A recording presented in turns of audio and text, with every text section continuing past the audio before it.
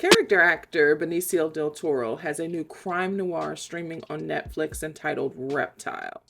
Now, I really enjoyed this film. What I enjoyed most about it is the performances, but I also appreciated the dialogue and the pacing.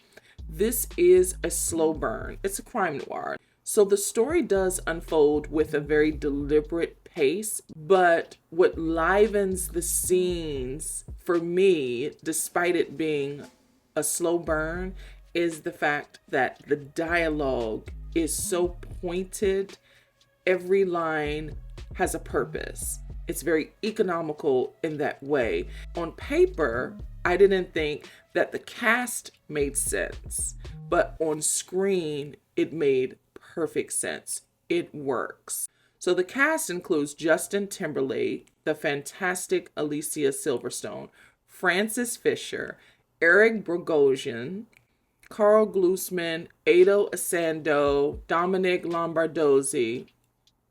On paper, it doesn't make sense, but everybody carried their own weight. And these characters are very well developed, and again, that is how tight the script is. So Benicio Del Toro, as we all know, is one of our finest character actors. He is always, it seemed, in my opinion, he rises above the work, the property. I think he delivers no matter what. He delivers a good performance. The way his body moves in certain scenes and how he poses, he really did dig deep. He did a deep dive in this film. And what I liked is that we get some of the backstory of this character without getting into a lot of exposition.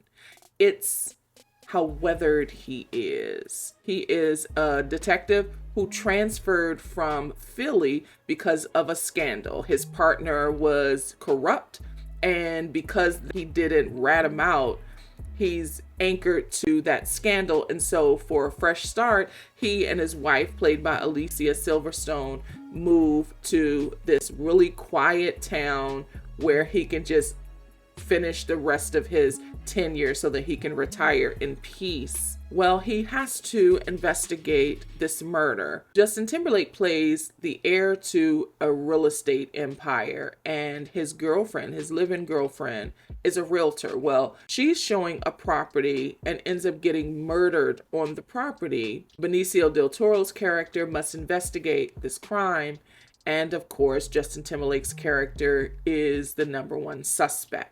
What I really appreciated about what Benicio Del Toro does with the character is we see him living out what he's feeling.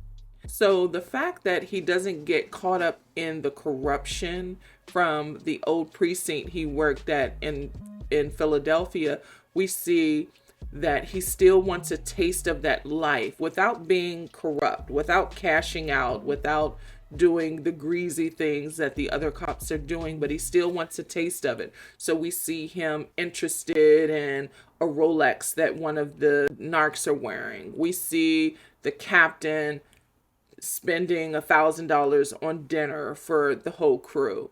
And we see him interested in this faucet that's likely $1,500. And we see him looking at a high country Silverado. Like, he wants a taste of that life, but he also wants to do things by the book. He wants to be a cop that you can trust. We see him going through these motions without over explaining why. That's why I just love what he did with the character. And this character makes all the other characters work. These characters felt really authentic to this world. That's why I love what they all did. That's why this is a good movie to me. The dialogue is good. The performances are exceptional. And I love what director Grant Singer did, as he has a background in music videos. All of the scenes transitioned in this real rhythmic way, which I can only imagine comes from his musical background. it just works for me. Again, it's a slow burn. It takes time to get into the rhythm, but what kept me interested at least is the performances. How great the dialogue is. Very rhythmic and purposeful. I love that. Very deliberate. The only thing they say is what matters to the story. Everybody was good. Now, the title. The title does not make sense. There is a tattoo of a reptile on the victim's back. She's in all of 4 scenes, give or take.